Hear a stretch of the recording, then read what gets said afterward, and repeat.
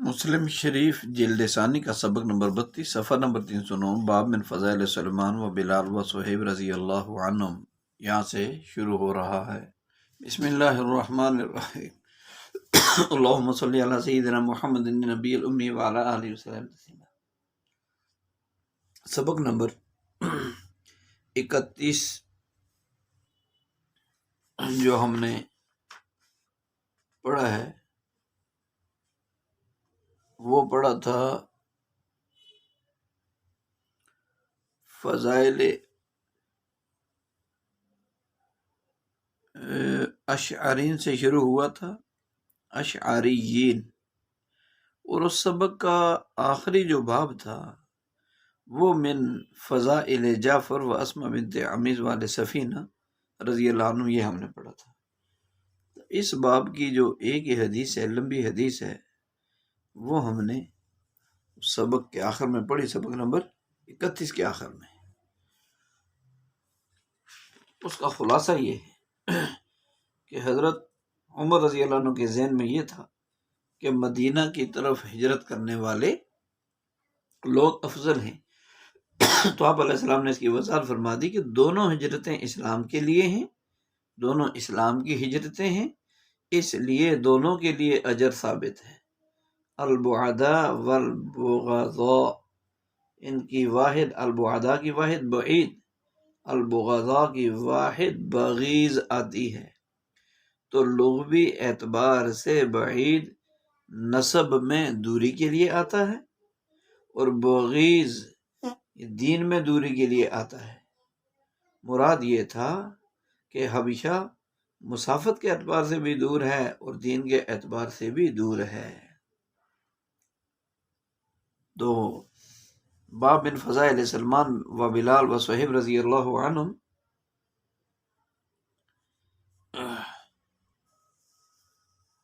عن عائد بن عمرو رضی اللہ تعالی عنہما ان ابا سفیان رضی اللہ عنہ اتی علی سلمان و صہیب و بلال رضی اللہ عنہم فی نفر فقالوا ما اخذت سيوف الله من عنق عدو الله ما اخذوها قال فقال ابو بکر رضی اللہ عنہ تقولون هذا شيخ قریش، هذا الشيخ قریش وسيدهم، فأتى النبي صلى الله عليه وسلم فأخبره فقال يا أبا بكر لعلك أغضبتهم، لئن كنت أغضبتهم لقد أغضبت ربك، فأتاهم أبو بكر رضي الله عنه فقال يا إخوتها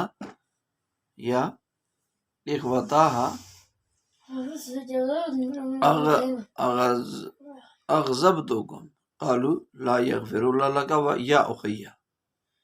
کہ حضرت عائد بن عمر رضی اللہ تعالیٰ عنہ سے روایت ہے، وہ کہتے ہیں کہ حضرت ابو سفیان، حضرت سلمان، حضرت صہیب اور حضرت بلال رضی اللہ عنہ کے پاس آئے۔ کچھ لوگ بھی ان کے پاس موجود تھے، ان حضرات کے پاس، تو انہوں نے کہا اللہ کی قسم، اللہ کی تلواریں اللہ کے دشمن کی گردن میں اپنی جگہ پر نہیں پہنچی ہیں۔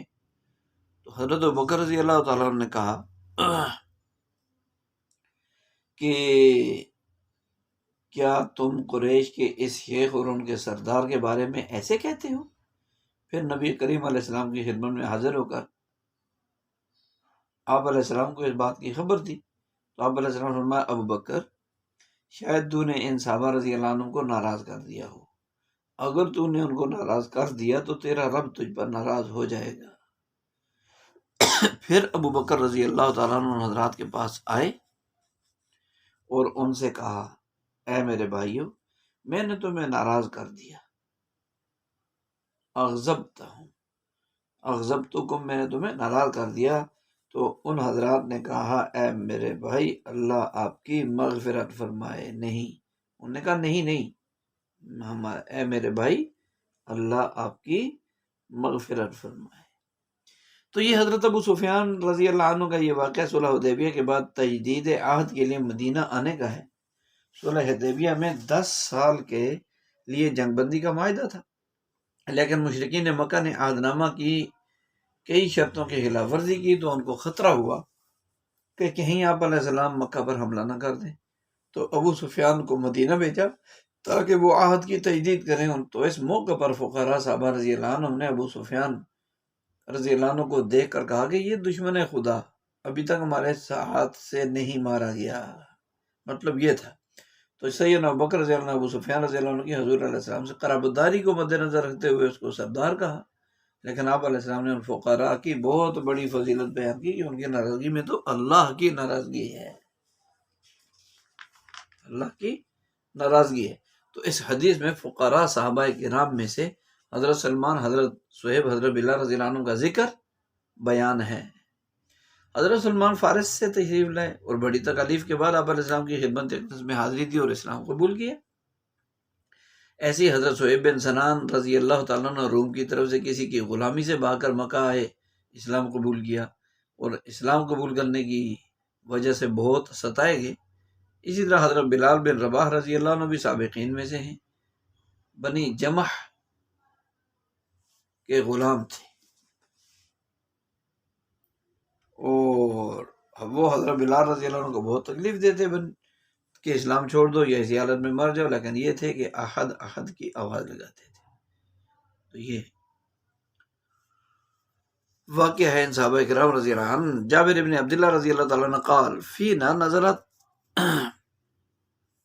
اذ ہمت طائفتان منکما تفشلا واللہ ولیہما بنو سلمہ و بنو حارث ومن يحب انہا لم تنزل لقول اللہ واللہ ولیہما، کہ حضرت جابر بن عبداللہ رضی اللہ تعالیٰ عنہ سے روایت ہے کہ ہمارے بارے میں یہ آیت کریمہ اذ ہمت طائفتان منکم، ہمارے بارے میں یعنی بنو سلمہ اور بنو حارثہ کے بارے میں نازل ہوئی۔ ہم نہیں چاہتے تھے کہ یہ آیت کریمہ نازل نہ ہوتی، کیونکہ اللہ جل شانہ نے واللہ ولیہما فرما دیا، یعنی ان دونوں جماعتوں کا مددگار تو اللہ ہے، ان کا مددگار تو اللہ ہے۔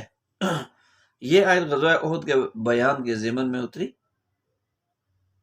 اس میں اللہ تعالیٰ نے انصار کے دو قبائل کو ذکر فرمایا۔ انصار سے مراد مدینہ منورہ کے وہ مسلمان جنہوں نے مکہ مکرمہ سے ہجرت کر کے آنے والے مسلمانوں کی ہر ضرورت کو پورا کرنے کی مکمل سعی اور کوشش کی اور ہر طرح کی مدد کی، بڑھ چڑھ کر مدد کی۔ مدینہ منورہ میں دو بڑے قبیلے تھے، ایک کا نام اوس، دوسرے کا نام خزرج۔ تو حضرت جابر رضی اللہ عنہ کا تعلق قبیلہ خزرج اور بنو سلمہ بھی اسی کے ایک فرد، جبکہ بنو حارثہ اور اوس قبیلہ سے تعلق رکھتے تھے۔ ان دونوں کی فضیلت میں اللہ تعالیٰ نے فرمایا کہ اللہ خود ان کا مددگار ہے۔ اس آیت کا شان نزول یہ ہے، اس آیت کا شان نزول اذ ہمت طائفتان منکما تفشلا واللہ ولیہما، سورہ آل عمران کی آیت نمبر 122 ہے۔ اس آیت کا شان نزول یہ ہے کہ غزوہ احد میں عبداللہ بن ابی بن سلول نے شرارت کی اور کہا کہ میری رائے پر عمل نہیں ہوا، اس لیے میں ساتھ نہیں جاؤں گا، اور اپنے ساتھیوں کو لے کر واپس چلا گیا۔ تو اس وقت بنو سلمہ اور بنو حارثہ کے دل میں واپسی کی بات آئی، لیکن اللہ نے ہمت دی اور ان کے دل میں جماؤ پیدا کر دیا اور واپس نہیں گئے۔ باب من فضائل الانصار رضی اللہ عنہ عن زید بن ارقم رضی اللہ عنہ قال قال رسول اللہ صلی اللہ علیہ وسلم اللہم اغفر للانصار ولابناء الانصار وابناء ابناء الانصار۔ عظیم دعا کہ حضرت زید بن ارقم رضی اللہ عنہ سے روایت ہے کہ رسول پاک علیہ السلام نے ارشاد فرمایا، اے اللہ انصار کے بیٹوں کی اور انصار کے بیٹوں کے بیٹوں یعنی پوتوں کی مغفرت فرما دے۔ انصار پہلے بھی عرض کیا جا چکا، مدینہ کے وہ صحابہ جنہوں نے مکہ سے ہجرت کر کے آنے والے مہاجرین کی امداد اور نصرت کی، اور نسبت کے لیے ان کو انصاری کہا جاتا ہے۔ ابنا ابن کی جمع ہے، ابن بیٹے کو کہتے ہیں۔ تو آپ علیہ السلام نے اس حدیث میں انصار کی 3 نسلوں کے لیے مغفرت کی دعا فرمائی ہے، مغفرت کی دعا فرمائی۔ یعنی ابن حارث حدثنا شعبہ بہذا الاسناد، اسی سند کے ساتھ حدیث ہے۔ تو حدثنا اسحاق وهو ابن عبد الله ابن ابي طلحه رضی اللہ عنہ ان انس رضی اللہ عنہ حدثه ان رسول اللہ صلی اللہ علیہ وسلم استغفر للانصار قال واحسبه قال ولذراری الانصار ولموالی الانصار لا اشک فی۔ حضرت انس رضی اللہ عنہ بیان فرماتے ہیں کہ رسول اللہ صلی اللہ علیہ وسلم نے انصار کے لیے، انصار کی اولادوں کے لیے اور انصار کے غلاموں کے لیے مغفرت کی دعا فرمائی. تو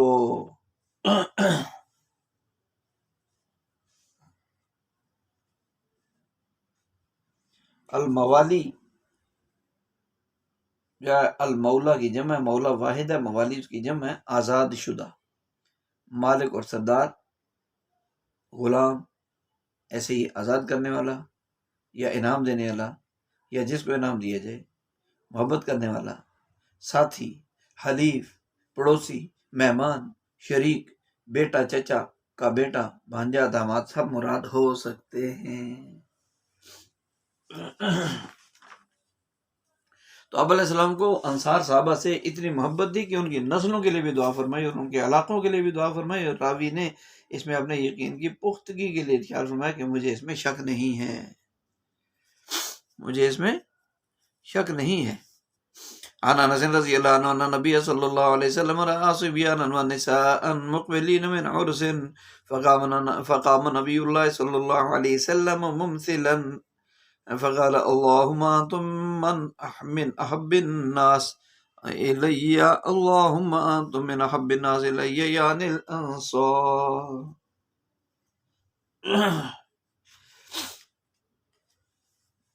حضرت انس رضی اللہ عنہ سے روایت ہے نبی علیہ السلام نے کچھ بچوں اور کچھ عورتوں کو ایک شادی میں سے آتے ہوئے دیکھا. عرس کی عرس سے مراد شادی ہے. تو اللہ کے نبی صلی اللہ علیہ وسلم سیدھے کھڑے ہو گئے اور پھر فرمایا اللہ کی قسم اے انصار تم مجھے لوگوں میں سب سے زیادہ محبوب ہو. اللہ کی قسم اے انصار تم مجھے لوگوں میں سب سے زیادہ محبوب. 2 مرتبہ اللہ کے نبی نے فرمایا. تو آپ علیہ السلام کے لوگوں سے محبت تھی، اسی وجہ سے خوشی اور ان کے اکرام کی غرض سے کھڑے ہو گئے. یہ آپ علیہ السلام کو ان پر احسان تھا.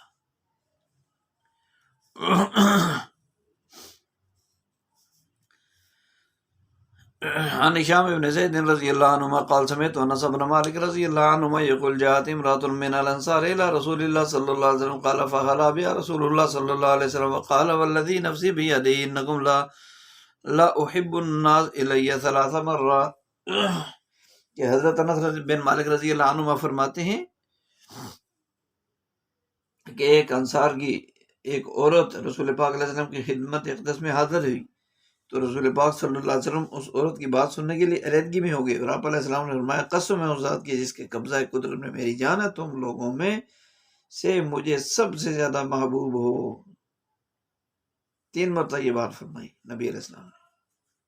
تو اس عورت نے آپ علیہ السلام سے جو بات کرنی تھی وہ دوسرے لوگوں کے سامنے ظاہر کرنا نہیں چاہتی تھی، پردے کی بات. اس غرض سے نبی علیہ السلام سے علیحدگی میں بات کی.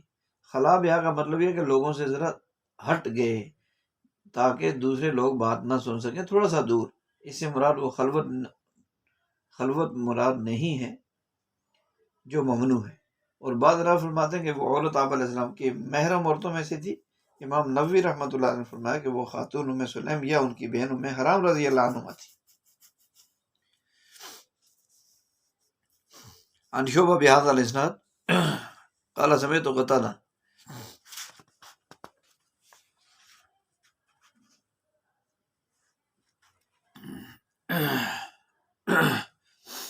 عن انس بن مالک رضی اللہ تعالی عنہ ان رسول اللہ صلی اللہ علیہ وسلم قال ان الانصار قرشی وعیبتی وان الناس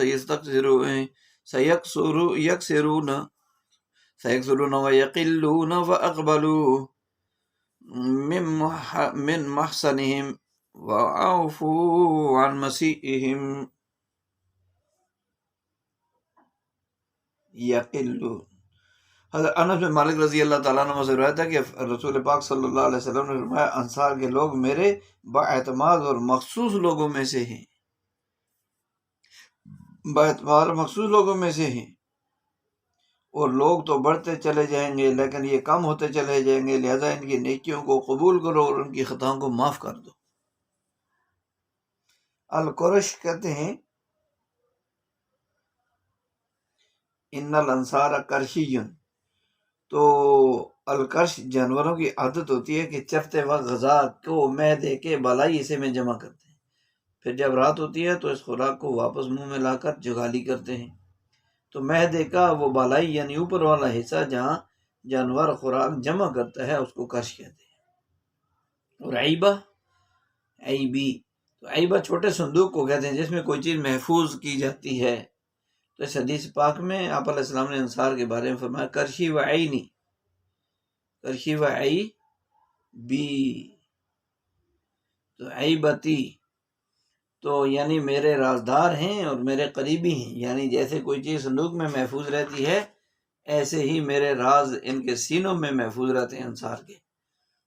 یقلون، ان کی تعداد میں کمی سے مراد یہ کہ جیسے جیسے ان کا انتقال ہوگا ان کی تعداد کم ہو جاوے گی۔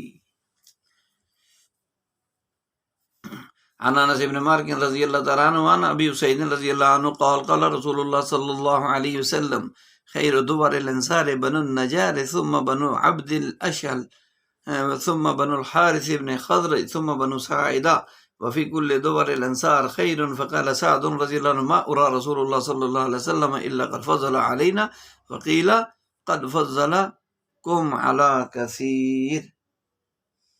حضرت ابو سعید سے روایت ہے فرماتے ہیں رسول اللہ صلی اللہ علیہ وسلم فرمایا انصار کے گھرانوں میں بہترین گھرانہ بنی نجار کا گھرانہ ہے، پھر بنی عبد الحش کا، پھر بنی حارث بن حضرت، پھر بنو ساعدہ کا گھرانہ ہے، اور انصار کے سب گھروں میں خیر ہے، انصار کے سب گھروں میں وفی کل دوار الانصار خیر۔ حضرت سعد رضی اللہ تعالیٰ نے فرمایا کہ میرے خیال میں رسول پاک علیہ السلام نے دوسرے لوگوں کو ہم پر فضیلت عطا فرمائی، تو ان سے لوگوں نے کہا کہ آپ کو بھی بہت ساروں پر فضیلت دی گئی ہے۔ تو جیسے پہلے گزر چکا کہ مدینہ میں 2 قبیلے آباد تھے، لہذا نبی علیہ السلام نے بنو نجار جو کہ قبیلہ حضرت سے ہے اور بنو عبد الاشہل جو قبیلہ اوس سے ہے، دونوں کے فضائل ارشاد فرمایا کہ انصار کے تمام گھروں میں خیر۔ اور دوسری بات یہ بھی اس حدیث سے ثابت ہے کہ فضیلت کا معیار اسلام میں تقوی کی بنیاد پر ہے، قوم قبیلہ حسب نسب کے ساتھ اس کا کوئی تعلق بھی نہیں ہے۔ عن ابی اسید الانصاری رضی اللہ عنہ نبی صلی اللہ علیہ وسلم نحوہ، اس کا ترجمہ ضرور ہے، عن انس رضی اللہ عنہ عن نبی صلی اللہ علیہ وسلم بمثلہ غیر انہ لا یذکر فی الحدیث قول سعد، حضرت سعد کا قول نقل نہیں کیا، باقی وہی روایت نقل کی۔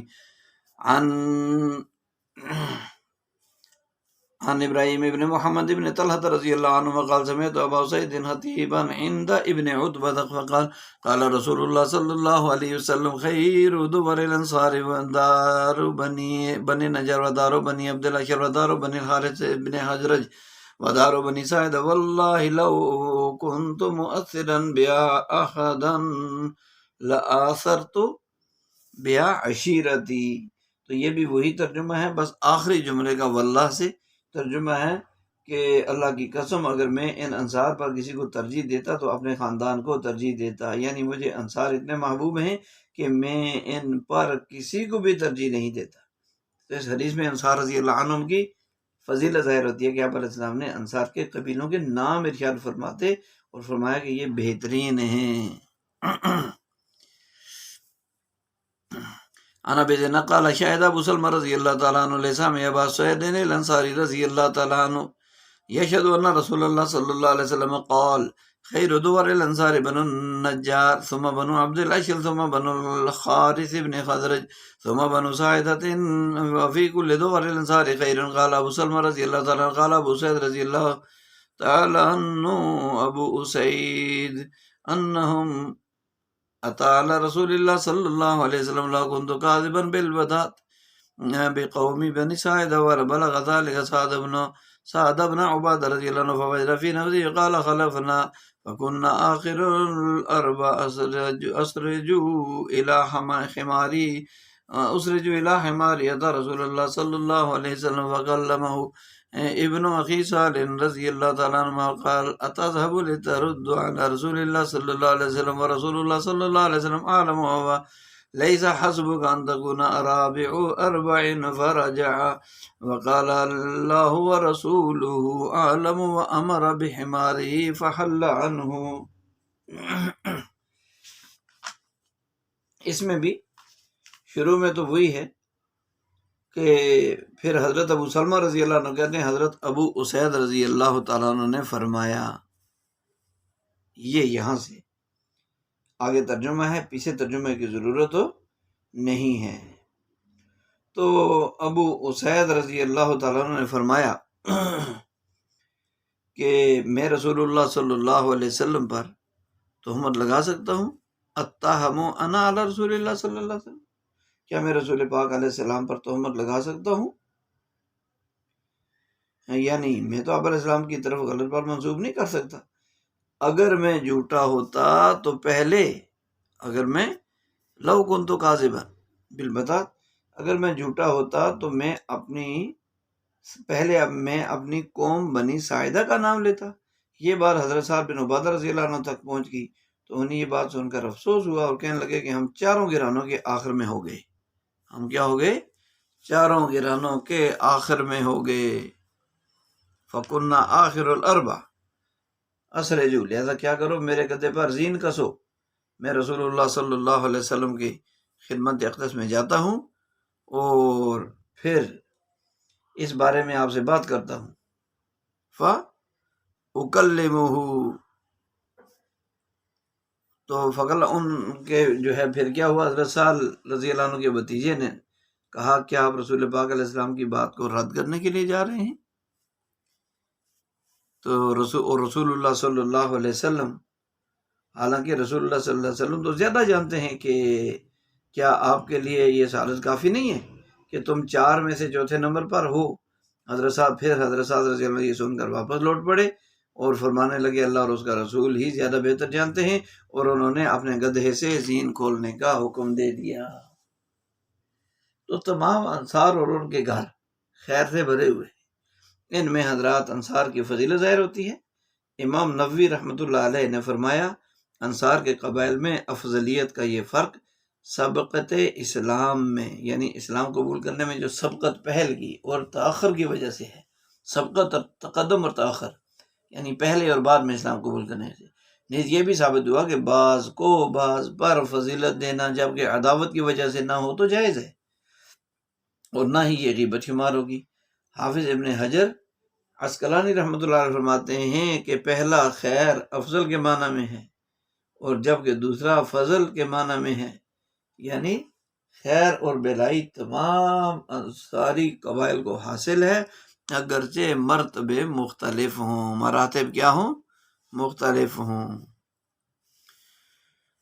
تو قال عن يحيى بن ابي كثير قال حدثني ابو سلمى رضي الله عنه عن ابي اسيد الانصاري رضي الله تعالى عنه حدثه انه سمع رسول الله صلى الله عليه وسلم يقول خير الانصار او خير دور الانصار بمثل حديث في ذکر الدور ولم يذكر قصة سعد بن عبادہ، کہ وہی ہے، اس میں کوئی ایسی نئی بات نہیں ہے، ٹھیک ہے، سعد بن عبادہ کا قصہ نقل نہیں کیا، باقی دو لفظ یہاں فرمائے ہیں، خیر الانصار یا خیر الدور الانصار، سب سے بہتر انصار یا انصار کے گھروں میں بہتر، یہ فرمایا، باقی وہی ہے۔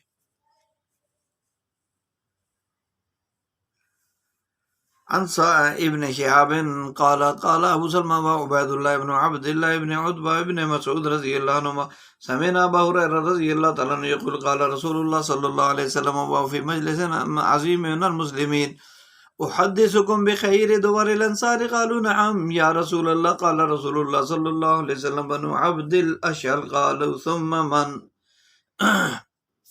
يا رسول الله قال ثم بنو النجار قالوا ثم من يا رسول الله قال ثم بنو الحارث بن الخزرج قالوا ثم من يا رسول الله قال ثم بنو ساعدة قالوا ثم من يا رسول الله قال ثم في كل دور الانصار خير فقام سعد بن عبادة رضي الله تعالى عنه مغضبا فقال أنحن آخر الأربع حين سمى رسول الله صلى الله عليه وسلم دارهم فأراد كلام رسول الله صلى الله عليه وسلم وقال له رجال من قومه اجلس ألا ترضى أن سمى رسول الله صلى الله عليه وسلم داركم في الأربع الدور التي سمى فمن ترك فلم يسمي أكثر ممن سمى فانتهى سعد بن عبادة رضی اللہ عنہ عن کلام رسول اللہ صلی اللہ علیہ وسلم۔ یہ بھی وہی حدیث ہے، اس میں بھی بس اتنا ہی ہے کہ نبی علیہ السلام نے ایک بڑی جماعت میں تشریف فرما تھے، آپ نے فرمایا کیا میں تمہیں انصار کا بہترین گھرانہ بتاؤں؟ صحابہ نے کیا بتائیے یا رسول اللہ؟ تو اس کے بعد نبی علیہ السلام نے تمام قبائل کے نام لیے. تو حضرت صاحب بن آپ علیہ السلام نے آخر میں فرمایا کہ انصار کے سب گھروں میں خیر ہے. تو آپ نے پھر بنی ساعدہ کا گرانا اس آخر میں گرا. تو پھر کون سا گرانا؟ اللہ کے رسول نے فرمایا کہ انصار کے سب گرانوں میں خیر ہی خیر ہے. سب میں کیا ہے؟ خیر ہے. تو حضرت سعد رضی اللہ تعالیٰ عنہ غصے میں کھڑے ہو گئے اور کہنے لگے کیا ہم چاروں کے آخر میں؟ جب رسول پاک علیہ السلام نے ان کے گرانے کا نام لیا تو انہوں نے رسول پاک علیہ السلام کے فرمان پر اعتراض کرنا چاہا. تو ان کی قوم کے لوگوں نے ان سے کہا بیٹھ جاؤ، کیا تم اس بات سے راضی نہیں ہو کہ رسول اللہ صلی اللہ علیہ وسلم نے تمہارے گرانے کا نام 4 گرانوں میں لیا ہے؟ اور بہت سے گرانے ایسے بھی تو ہیں کہ آپ علیہ السلام نے ان کو چھوڑ دیا اور ان کا نام نہیں لیا. تو پھر حضرت صاحب بن عبادہ رضی اللہ تعالیٰ عنہ رسول پاک علیہ السلام سے بات کرنے سے رک گئے. عن انس بن مالک رضی اللہ تعالی عنہ قال خرجت مع جرير بن عبد الله البجلي رضی اللہ تعالی عنہ في سفر وكان يخدمني فقلت له لا تفرق فقال إني قد رأيت الأنصار تصنع برسول الله صلى الله عليه وسلم شيئا عليه أن لا أصحب أحدا منهم إلا خدمته. زاد ابن المثنى وابن بشار في حديث ما كان جريرا وكان جرير أكبر من أنس رضي الله تعالى عنهما وقال ابن بشار أسن من أنس رضي الله تعالى عنهما. حضرت انس بن مالک رضی اللہ تعالیٰ عنہ سے روایت ہے کہ میں حضرت جریر بن عبداللہ بجلی رضی اللہ تعالیٰ عنہ کے ساتھ ایک سفر میں نکلا. وہ میری خدمت کرتے تھے تو میں نے ان سے کہا کہ آپ ایسا نہ کریں. میں نے ان سے عرض کیا آپ ایسے نہ کریں، یعنی میری خدمت نہ کریں. تو انہوں نے فرمایا کہ میں نے رسول اللہ صلی اللہ انصار کو رسول پاک علیہ السلام کی خدمت کرتے دیکھا تو میں نے قسم کھائی کہ میں جب بھی انصار میں سے کسی کے ساتھ ہوں گا تو میں اس کی خدمت کروں گا. ابن عامش اور ابن بشار نے اپنی روایات میں یہ الفاظ زائد کہے کہ حضرت جریر رضی اللہ عنہ حضرت انس رضی اللہ تعالیٰ عنہ سے بڑے تھے.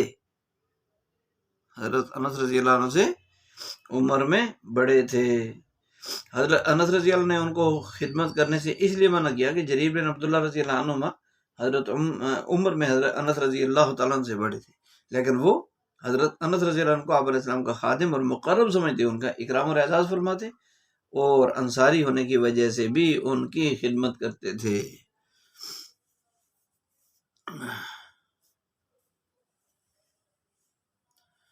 تو باب من فضائل غفار و اسلم و جوہینہ و اشجع و مزینہ و تمیم و دوس و تی، ان قبیلوں کے بارے میں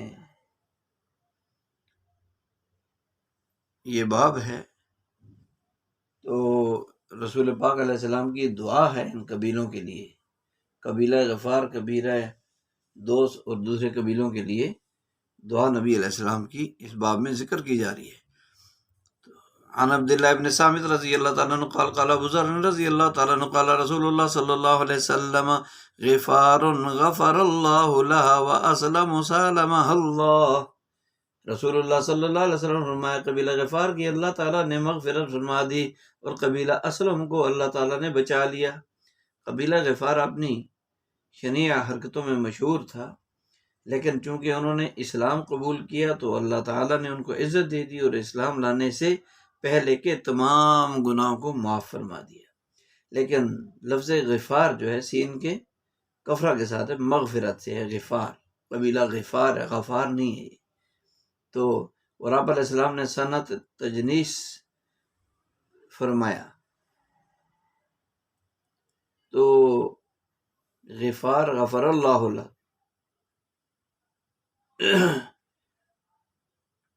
اس قبیلے میں سے حضرت ابو ذر رضی اللہ عنہ اسی قبیلے میں سے تھے. وہ اسلم سالمہ اللہ، اس جملے میں دو احتمال. یہ جملہ انشائیہ دعائیہ ہو تو اس وقت مطلب یہ ہوگا کہ قبیلہ بغیر جنگ و جدل کے مسلمان ہو گیا، اس لیے اللہ اس کو سلامت رکھے. یا یہ جملہ خبریہ تو اس صورت میں مطلب یہ ہوگا کہ اللہ تعالیٰ نے اس قبیلے کو مسلمانوں کے خون اور ان کے خلاف لڑائی کرنے سے محفوظ رکھا. یہی دو احتمال اس پچھلے جملے میں بھی ہیں، اس سے پچھلے جملے میں بھی ہیں. اللہ اکبر. عن عبداللہ ابن سامت رضی اللہ عنہ عن ابی ذر رضی اللہ عنہ قال قال رسول اللہ صلی اللہ علیہ وسلم ایت قومک فقل ان رسول اللہ صلی اللہ علیہ وسلم قال اسلم سالمہ اللہ غفر اللہ لہا.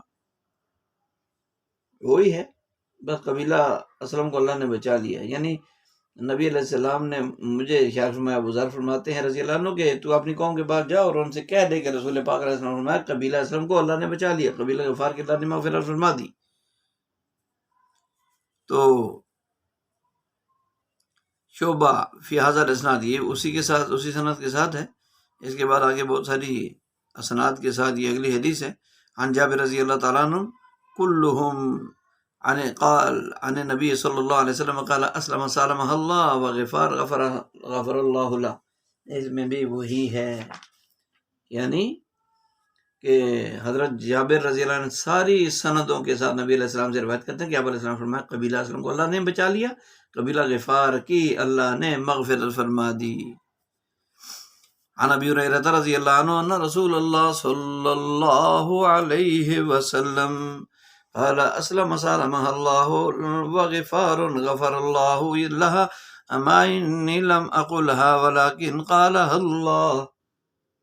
کہ نبی علیہ السلام نے فرمایا کہ قبیلہ اسلم کو اللہ تعالیٰ نے بچا لیا، قبیلہ غفار کی اللہ تعالیٰ نے مغفرت فرما دی.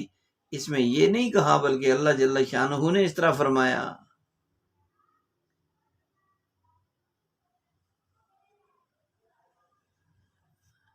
کہ میں نے یہ نہیں کہا بلکہ اللہ نے یوں فرمایا ہے.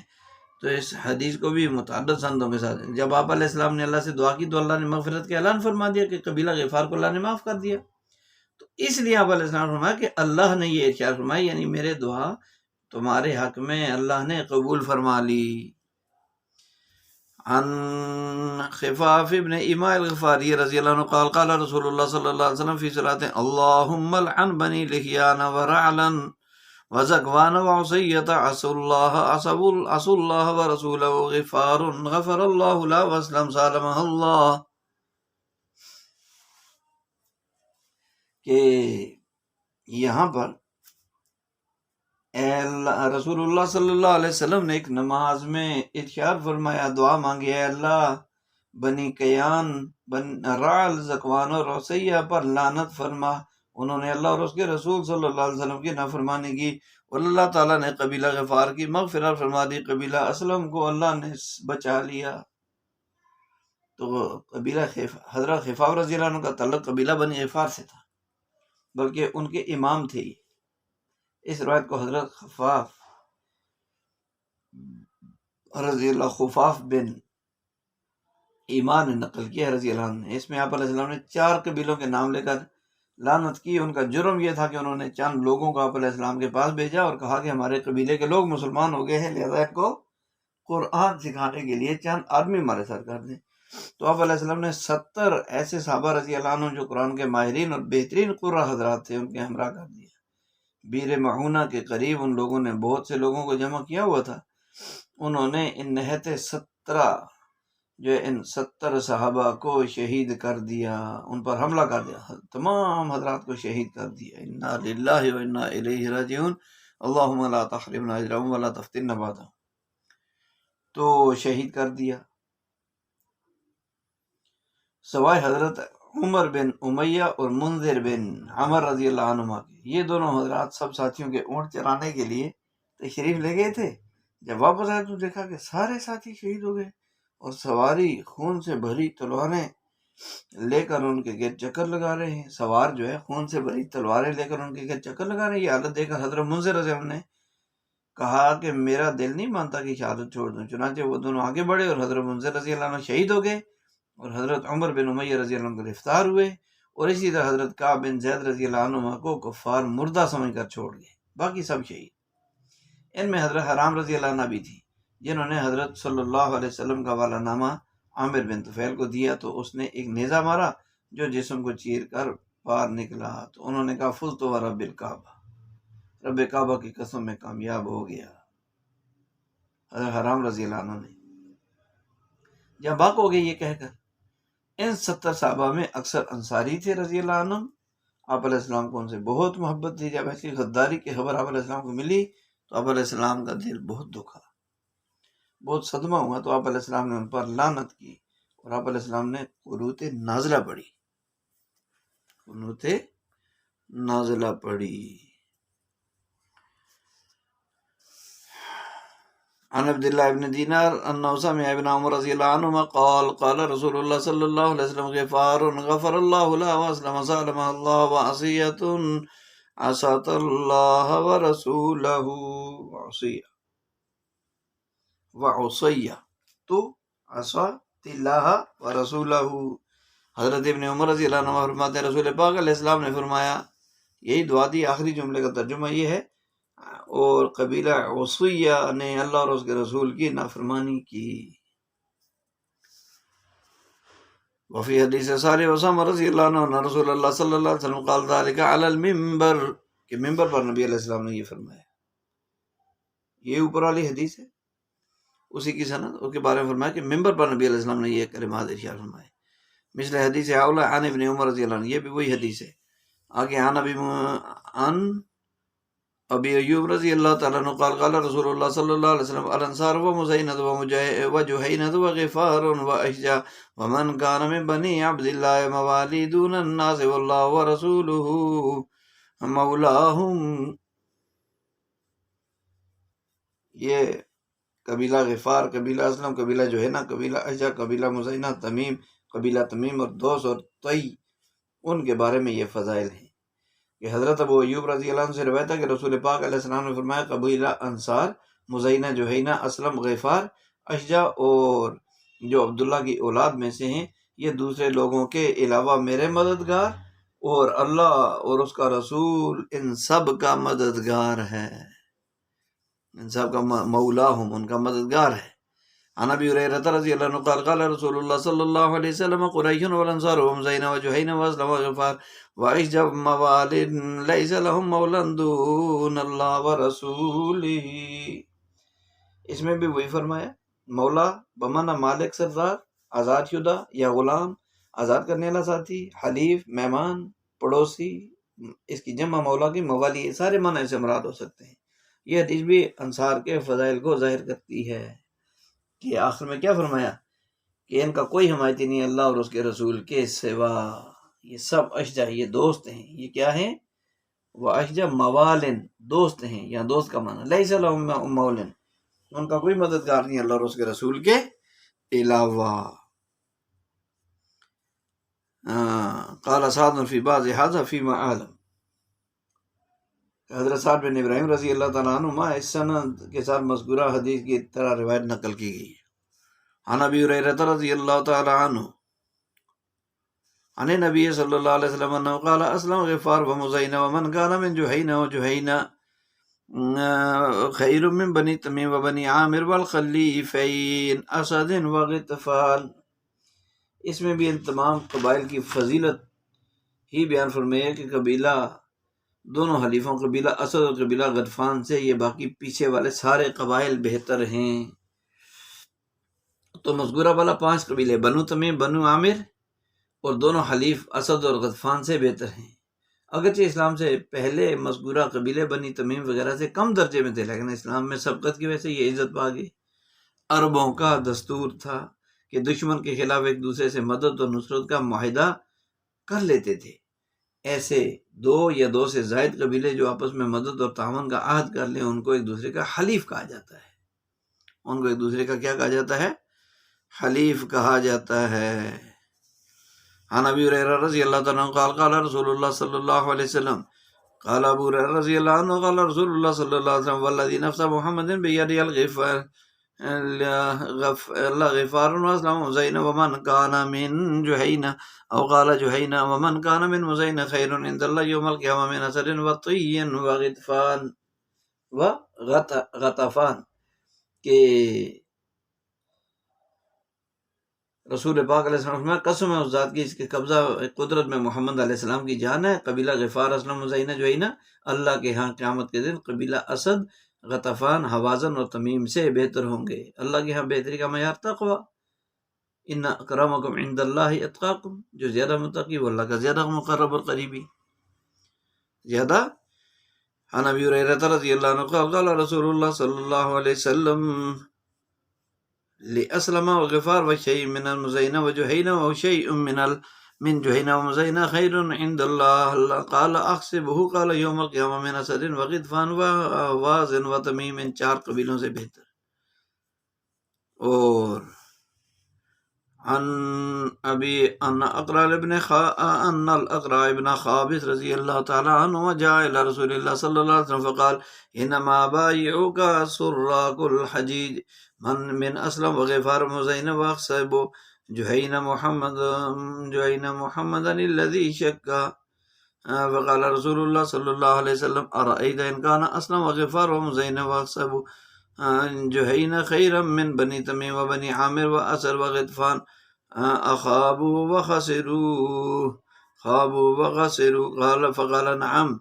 قال فوالذي نفسي بيده انهم لا خير منه وليس في حديث ابن ابي شيبه محمد الذي شك.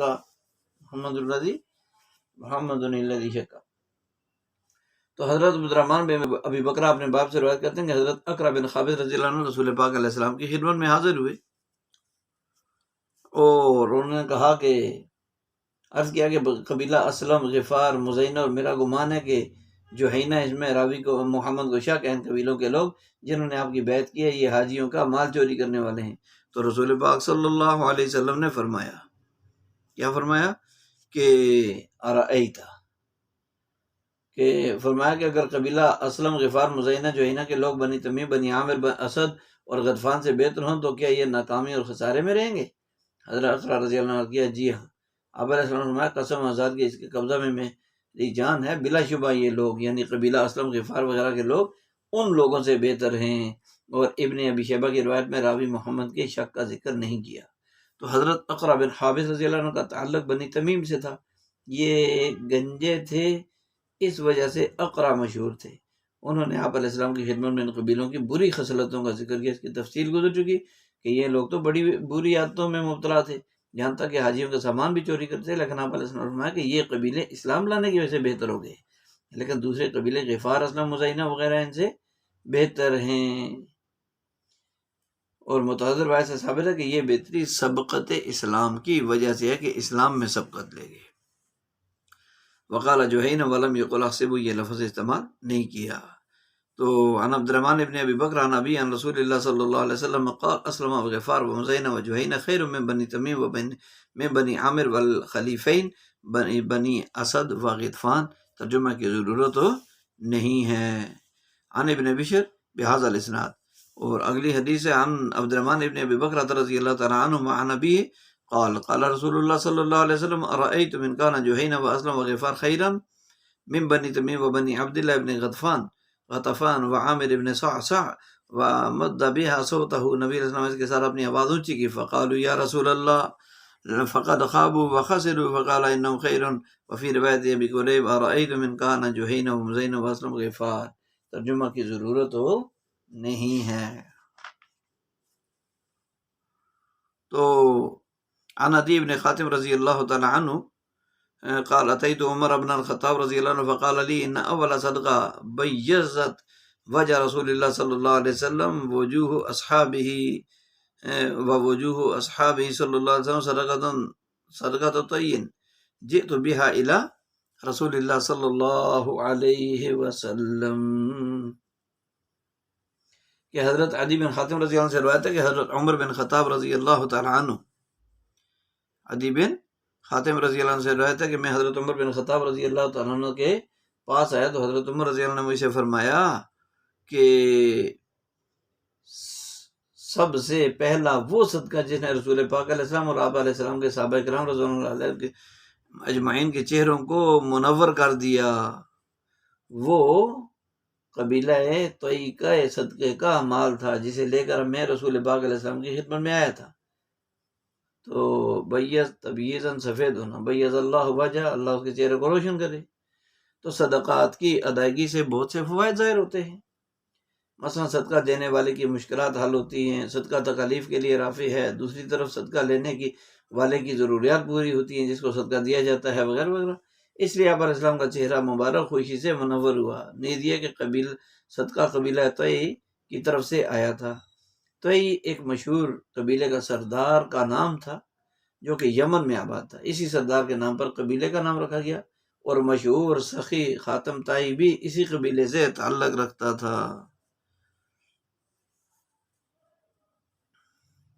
عن ابی ہریرہ رضی اللہ تعالیٰ عنہ قال قدمت طفیل واصحابہ رضی اللہ عنہ فقالوا یا رسول اللہ ان دوسا قد کفرت وابت فادع اللہ علیہ فقیل ہلکت دوس فقال اللہم اہد دوسا وأت بہم۔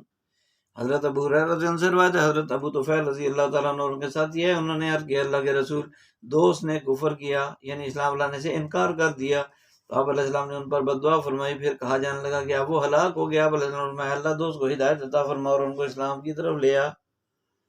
قبیلہ دوس کا ذکر پیچھے گزر چکا ہے، ان میں سے حضرت طفیل بن عمر دوسی رضی اللہ عنہ تشریف لائے۔ کفار نے ان کو آپ علیہ السلام کے خلاف بد باطن کرنے کی بہت کوشش کی، یعنی ان کا دل خراب کرنا، بدظن کرنا، لیکن اللہ نے ان کو ہدایت سے نوازا۔ پھر یہ واپس گیا، اپنے قبیلے کو اسلام کی دعوت دی، مگر انہوں نے اسلام قبول کرنے میں دیر کر دی، لہٰذا یہ پھر دوبارہ نبی علیہ السلام کی خدمت میں حاضر عرض کیا آپ میری قوم کے لیے بد دعا کر دیجیے۔ تو آپ علیہ السلام کی اپنی قوم کے دعوت دینے کے لیے روانہ فرمایا اور ان کی قوم کی ہدایت کی دعا کی۔ اس دعا کی برکت سے اللہ نے اس قوم کو ہدایت دی، بہت سے لوگ مسلمان ہو کر حاضر خدمت ہوئے۔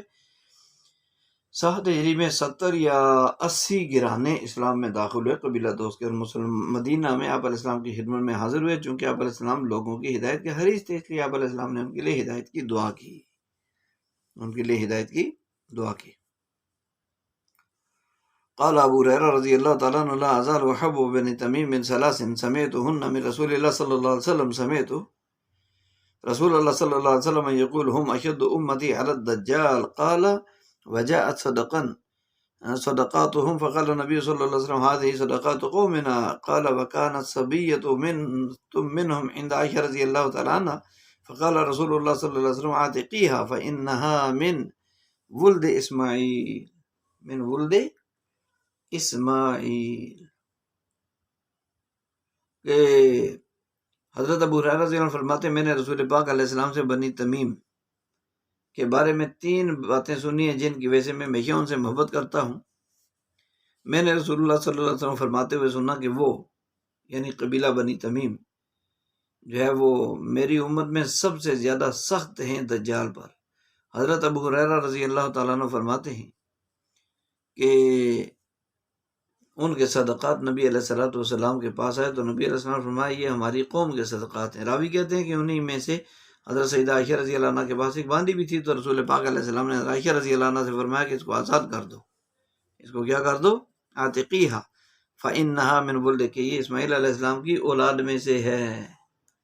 تو آپ علیہ السلام نے بنو تمیم میں سے محبت کی 3 وجوہ ذکر کی۔ ایک دجال پر سخت ہے، کیا مطلب کہ میدان جہاد میں انتہائی بہادری سے لڑتے ہیں، اسی طرح دجال کا مقابلہ بڑی سختی سے کریں گے۔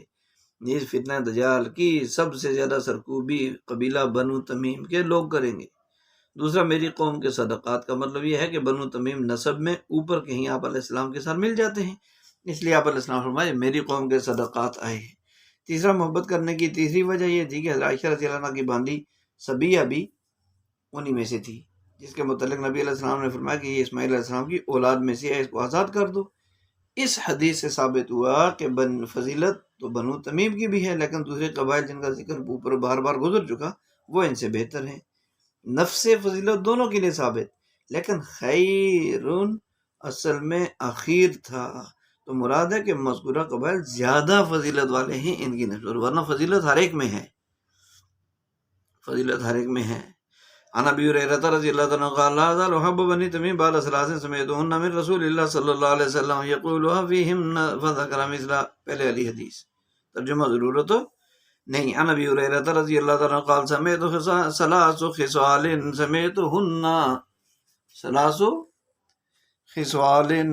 سمعتهن من رسول اللہ صلی اللہ علیہ وسلم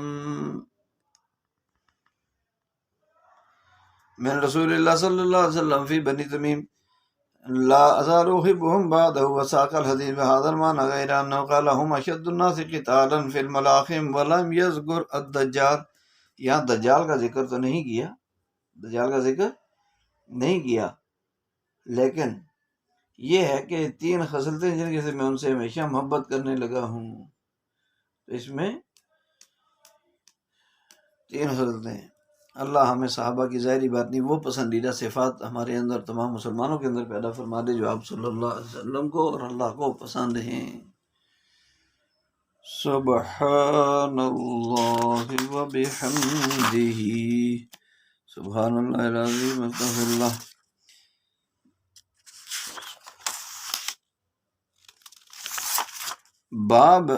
باب خیار الناس، خیار الناس بہترین لوگوں کے بیان میں یہ باب ہے. عن ابی ہریرہ رضی اللہ عنہ ان رسول اللہ صلی اللہ علیہ وسلم قال تجدون الناس معادن فخيار في الجاهلية خيار في الإسلام إذا فقهوا وتجدون من خير الناس في هذا الأمر أكرههم له قبل أن يقع فيه وتجدون من شرار الناس ذا الوجهين الذي يأتي هؤلاء بوجه وهؤلاء بوجه. کہ رسول اللہ صلی اللہ علیہ وسلم نے فرمایا تم لوگوں کو معدنیات جیسا پاؤ گے، معادن، لوگوں کو معدنیات جیسا پاؤ گے. زمانہ جاہلیت میں جو لوگ بہترین تھے وہ اسلام میں بھی بہترین ہوں گے، جبکہ وہ دین میں سمجھ حاصل کریں. شرط یہ ہے کہ وہ دین میں سمجھ حاصل کریں. اور تم اسلام کے معاملے میں لوگوں میں سے بہتر اس آدمی کو پاؤ گے جو اسلام لانے سے پہلے اس سے زیادہ نفرت کرتا ہو، اس سے زیادہ نفرت کرتا ہو. اور تم لوگوں میں سے بدترین اس آدمی کو پاؤ گے جو 2 رخا آدمی ہو، جو ان کے پاس ایک رخ لے کر آتا ہے اور ان کے پاس دوسرا رخ لے کر جاتا ہے. تو معدن کی جمع ہے کان، سونا چاندی وغیرہ کی، یعنی زمین کا وہ حصہ جہاں سے سونا نکلتا ہے سونے کی کان، چاندی نکلتی ہے چاندی کی کان، نمک نکلتا ہے نمک کی کان. تو یہ کان فلان معدن الخیر، فلاں آدمی خیر کا اصل مرکز اور منبع ہے. ٹھیک ہے، تو معادن کان کو کہتے ہیں، جیسے سونے چاندی کی کانیں ہوتی ہیں. ٹھیک ہے جی. تو جیسے سونا چاندی یہ چیزیں قیمتی ہیں تو زمین کا وہ حصہ قیمتی ہے جس سے وہ نکلتی ہیں، ایسے ہی وہ صفات جو ان میں پوشیدہ ہیں وہ کان کی طرح ہیں. تو بہترین صفات پیدا کرنے کے لیے محنت کرنی پڑتی ہے. لہذا جو اسلام سے پہلے سلیم الطبع اچھے اخلاق بہترین صفات کے مالک تھے، اسلام میں بھی وہ بہترین، کیونکہ انہوں نے دین میں سمجھ اور بوجھ حاصل کر لی. نیز یہ وضاحت ہوئی اس حدیث میں کہ اسلام میں عزت اور فضیلت کا معیار تو پرہیزگاری اور دین میں سمجھ حاصل کرنا ہے. الاکراہ میں 2 احتمال ہیں. پہلے یہ کہ ابتدا تو اسلام کے بارے میں اطمینان نہیں تھا، مجبوراً مسلمان ہوئے، لیکن بعد میں ایمان خوب ان کے دلوں میں رچ بس گیا، راسخ ہو گیا. دوسرا یہ بھی احتمال ہے کہ امر سے مراد خلافت، کہ امیر بننے کی خواہش نہیں تھی لیکن زبردستی امیر بنا دیے گئے، تو پھر اللہ کی مدد شامل حال ہوگی. یعنی الاکراہ فی الاسلام او فی الامارہ، دونوں مراد ہو سکتے ہیں، دونوں مراد ہو سکتے ہیں. ابی ہریرہ رضی اللہ تعالیٰ عنہ قال قال رسول اللہ صلی اللہ علیہ وسلم تجدون الناس معادن بمثل حدیث زہری غیر ان فی حدیث ابی زرعہ والاعرج تجدون من خیر الناس فی هذا الشان اشدهم له کراہیۃ حتی یقع فیہ.